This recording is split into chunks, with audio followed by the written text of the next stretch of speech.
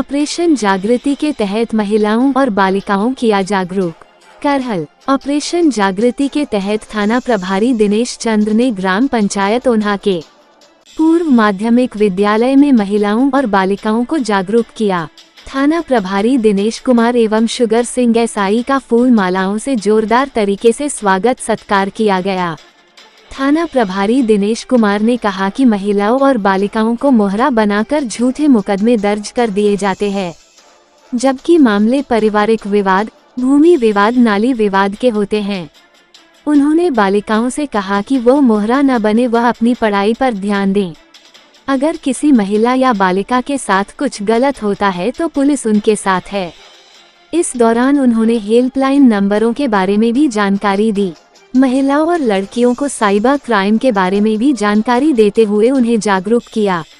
इस अवसर पर दिनेश कुमार थाना प्रभारी कुरा, सुघर सिंह एसआई, अखिलेश कुमार, अशोक कुमार, मनोज कुमार, राहुल कुमार, बंटी कुमार, पवन कुमार, सौरभ कुमार, काजल, सज्जाद सिद्दीकी प्रधान, कुंवर पाल फौजी, जगदीश सिंह यादव, अनिल चौहान, फकरुद्दीन सिद्दीकी, शब्बीर सिद्दीकी, सफदर हुसैन सिद्दीकी, मास्टर नूर मोहम्मद, देवेंद्र सिंह यादव क्षेत्र पंचायत सदस्य, किताब सिंह यादव, सुरेश सिंह चौहान, ओपी शाक्य, पंकज शाक्य, हरदेश शाक्य, रोहित कंप्यूटर सहायक, लालू भदौरिया, विनीत भदौरिया, श्री चंद शर्मा, नाजिम सिद्दीकी, शीला संगिनी, ममता, रजनी, रचना यादव, रेखा, सरिता डीला आदि लोग मौजूद रहे।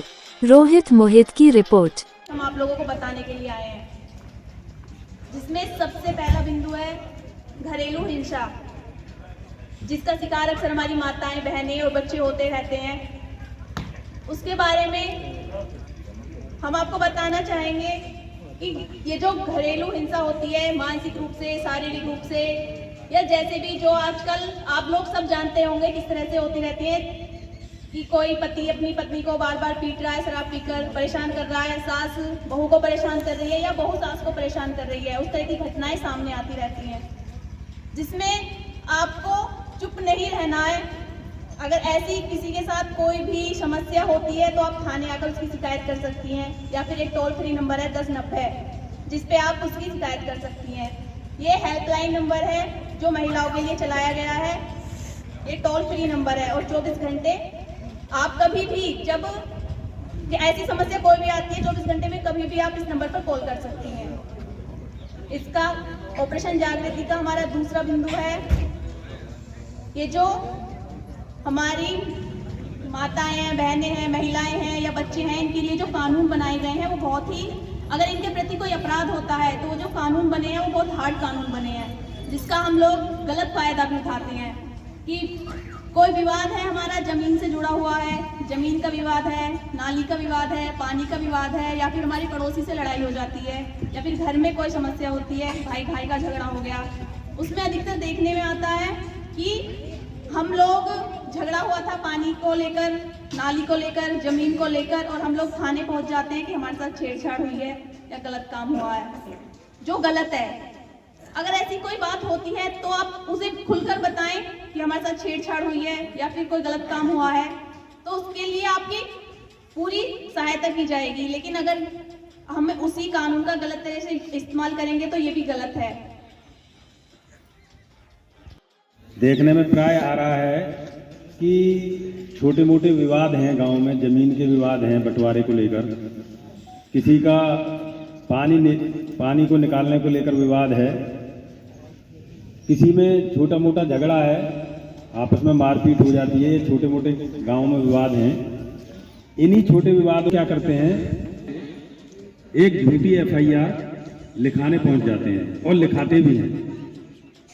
ये प्राय देखने में आ रहा है। किसी के खेत को लेकर आपस में मारपीट हुई, दो भाई हैं या पड़ोसी हैं, एक ने अपनी महिला को भेजा एप्लीकेशन, यहाँ तक तो मारपीट थी, जब प्रार्थना पत्र या एप्लीकेशन लिखी गई तो उसमें लिखा गया कि हमारे पड़ोसी के बेटे ने हमारे साथ मारपीट की है और यहाँ तक कि मारपीट करने के साथ साथ छेड़खानी की है और मेरे कपड़े भी फाड़ दिए हैं और मेरे गलत जगह टच किया है। तो ऐसी एप्लीकेशन थाने पर पहुंच रही हैं और FIR लिखी जा रही है, जिससे दोनों पक्षों का बड़ा नुकसान है। और इन्हें लिखाने का जो कारण मैं समझता हूं, झूठी FIR लिखाने का जो मुख्य कारण है वो ये है कि छोटे छोटे जो मामले हैं उसमें गिरफ्तारी नहीं है। सुप्रीम कोर्ट की रूलिंग है कि जो अपराध 7 साल तक के सजा वाले हैं, जिनमें 7 साल तक की सजा है, उसमें पुलिस किसी को अभियुक्त को गिरफ्तार या सर फटा या किसी का हाथ में फ्रैक्चर हो गया, जिसने उसे मारपीट की है, उसको पुलिस ने गिरफ्तार किया, मगर पीड़ित को संतुष्ट करने के लिए पुलिस क्या करती है कि गिरफ्तार कर ले गई और उसका चालान ज़्यादा से ज़्यादा 151 में कर दिया और SDM साहब के यहाँ पेश किया, तो वहाँ से उसकी जमानत सेम डे हो गई। उसी दिन वो घर आ गया और पड़ोसी से कहा कि मेरा क्या बिगड़वा लिया, मैं तो सुबह गया था, शाम को घर आ गया। तो लोगों को लगा कि पुलिस ने कोई कार्रवाई नहीं की और हमें पीटा भी और ये घर पर बैठा है। इसलिए कारण क्या है कि महिला और बच्चों के प्रति जो कानून बने हैं वो कड़े हैं, कठोर कानून है, इसलिए उनमें गिरफ्तारी है। तो लोग बाग महिलाओं को आगे करके और बच्चियों को आगे करके अभियोग पंजीकृत कराते हैं, अपराध लिखाते हैं। उससे क्या है, बहुत बड़ा नुकसान दोनों पक्षों का होता है। जिसके खिलाफ लिखा गया वो तो जेल जाएगा ही, मगर जिसने लिखाया है उसके लिए भी बड़ा नुकसान होता है। बाद में आके जब मुकदमा ट्रायल पर आता है तो जिस महिला ने किसी के बहकावे में आकर छेड़खानी का मुकदमा लिखाया है, पहली उसकी सीढ़ी होगी तो उसे मेडिकल के लिए भेजा जाता है। मेडिकल जब होता है तो डॉक्टर भी उससे बड़े अजीब प्रश्न करके मेडिकल होता है कि कहीं लार तो नहीं लगी है, कहाँ हाथ लगाया था। तो ये सब जब सवाल आते हैं तो उसका मान सम्मान भी महिला का आहत होता है। इसलिए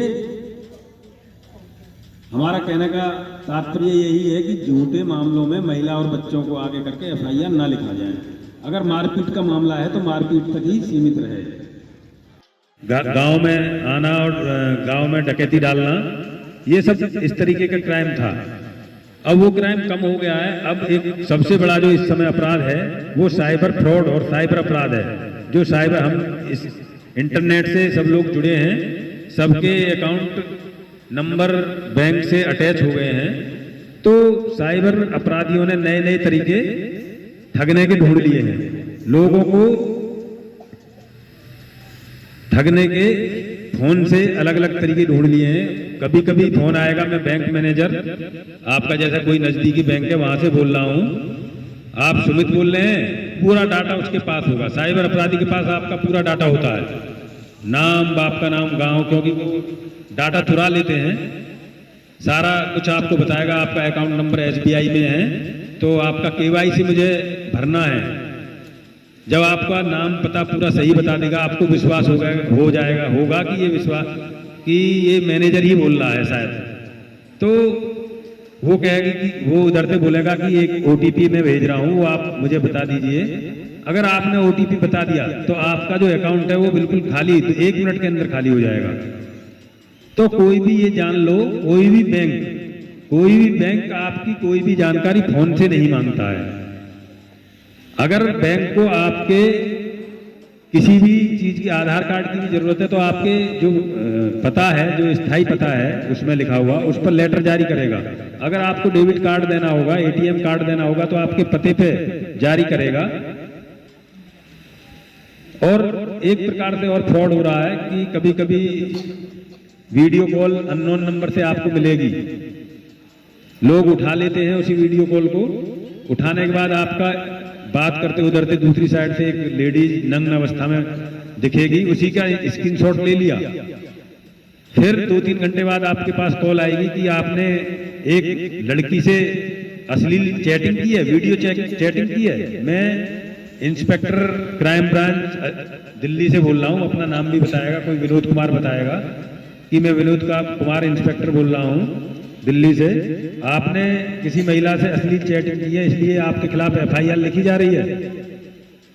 तो जब वीडियो कॉल होती है तो उसे पता तो है, जिसके पास फोन आया कि हाँ वीडियो कॉल तो की है, तो लोग डर जाते हैं। कभी कभी क्या है, वो कहता है उधर से कि आप अगर इस लड़की को हम समझा रहे हैं, देखते हैं, अगर 1 लाख की व्यवस्था आपके पास है तो वो करिए। लड़की 1 लाख रुपए मांग रही है।